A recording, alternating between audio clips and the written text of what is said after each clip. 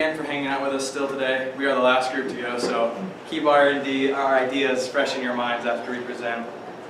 Our project today is based on a simple yet powerful theme, getting back to basics. At the beginning of this course, we had the opportunity to take a tour with Mr. Tom Hammond of the Cooper House and hear all his stories and memories that he had as a kid. From the front porch to his grandfather's office, the garden in the back, or the farm animals he befriended, he considered the Cooper House his home. After our tour, we were asked to reflect on this experience. We had to write up a paper on how we thought and felt, and everyone came up with a different idea or value, but what was very common in our group was home. Each of us in this group cherishes our own moments in our own homes more than anything. Whether it's the good food, family, or friends, spending time at home is a very important part of our lives, and that's kind of what we wanted to present to you today. Our group simply wants to return the Cooper House back into a home. Now, in order to do that, this project, we need to get it recognized and create a brand. Every successful branded organization has a distinct image or design that distinguishes it from other products. The Cooper House is no different. Creating value is key to developing the project and fleshing out the Cooper House into a viable, sustainable, successful project. Branding can be used to strategically position the Cooper House in several key ways. Reasons for branding include creating value through specific targeted strategies. Without value, no one will be interested in funding, supporting, donating to, or using the Cooper House. The Cooper House needs to be differentiated from other locations and structures on campus. The Student Center and the Ag North Deli are both places students can go get food and relax, so it must be made clear that the Cooper House is not just another eating venue. The unique history, location, and purpose of the Cooper House needs to be leveraged as much as possible. This will help clarify the purpose of the building to students and faculty, creating customers. Students should see the Cooper House as a home away from home rather than just another deli or building. Driving attention to the Cooper House is key.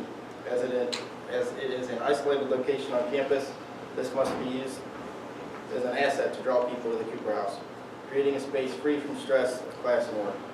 Another benefit of branding is loyalty. Creating a solid customer base that continues to come to the Cooper House and seeing it as a welcoming structure that people will use in their everyday lives. Branding strategy will be implemented through targeting techniques to reach campus. Logo merchandise will be given away at events like Campus Ruckus and the Egg Roundup, acting as a cost-effective advertising campaign. This will also create awareness of the Cooper House, particularly for freshmen who will want to reach out so they can make the Cooper House into a regular part of their college experience. Public relations must be leveraged as much as possible to create buzz about the Cooper House. By using the position within the university as a whole, the project can have a significantly increased reach to promotion on social media and the university channels. Press releases, timed with the completion of certain phases throughout the project, will be released on a regular basis to keep the Cooper House on everyone's mind. As with the branding that we mentioned in the Cooper House, as for the College Agriculture, Food and Environment Strategic Plan, the Cooper House project meets several of the College of Agriculture's strategic goal outlines through 2020. In particular, the House project directly engages with Goal 1 by creating a learning place outside the classroom environment. The project prepares world-ready graduates who have experience dealing with the real world. In addition, the House will allow students to engage with the local community in ways typically not seen in a classroom. By adding local and retained elements, the Cooper House will allow students to work with people across Kentucky. By working with students across areas of the college and university, from landscape architecture to hotel management, the Cooper House will allow innovation and collaboration through multidisciplinary projects.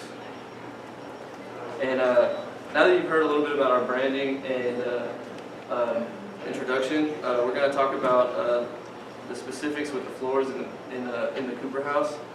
And as he mentioned, we want to create this, bring it back to the home. Our goal and our team and our project is back to basics in the Cooper House. So in the basement, we're going to start with opening a Limestone Blue Cafe. It's a local Lexington restaurant. They showcase locally grown foods, and local is our main point. But we're going to add comfortable seating and just make it a nice environment to have a meal and share conversation with friends. So working our way up from the basement on the first floor, it will be the most commonly accessed part of the house, so we wanted it to represent the social area of the home. We made sure to incorporate in our plan both a men and women's restroom, as well as ramps and an elevator to make the house accessible for all members of the Big Blue Nation. Additionally, we wanted to put a couple more things into the house. The first would be some home-style couches. For students and faculty to be able to come inside and take a load off and relax. There's no real center for ag where you can go and sort of take a break and just relieve stress between classes, so we wanted it to be a place that students and faculty could go and mingle and take a load off and put their feet up. As well as couches, we also wanted to implement TVs and maybe pool tables to supplement the social settings and enjoying the fun activities such as enjoying football games together or a pool tournament between students and staff. This is the kind of enjoyment you may find in your own homes. The next would be a small coffee shop. As many students and professors know, they enjoy peace and quiet and a nice hot cup of coffee. It helps ease through stressful days.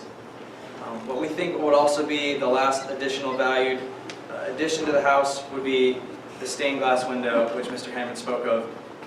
The stained glass window used to sit on the first landing of the stairwell, and as Mr. Hammond would say, the natural light that comes through is beautiful, but with the addition of a stained glass window, it's indescribable. As for the second floor, similar to other groups in the past that performed earlier, we would like to turn into that floor to maybe a classroom area. There are two bigger rooms in the college that I have not been able to take part in. But my connection to Mr. Tom Hammond is deeper than that.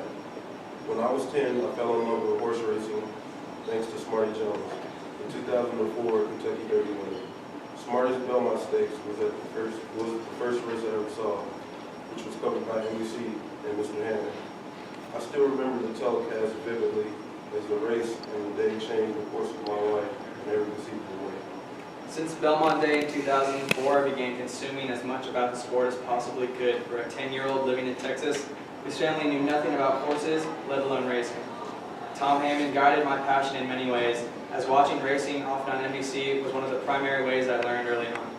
This clear, directed focus in my life made me stand out from many peers, which ultimately led to becoming the recipient of the Singletary Scholarship. Since receiving the gift and moving to Lexington, something I had dreamed about since my love of racing began, my passion for horse racing has expanded and matured.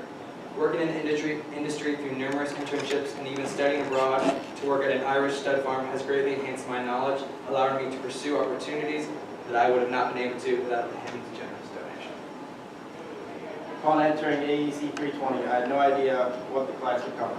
Needless to say, my interest was sparked when I learned the relationship to Hammond and his family. We were fortunate enough to meet Mr. Hammond through the class, and I was finally able to thank the man who had done so much for me in person.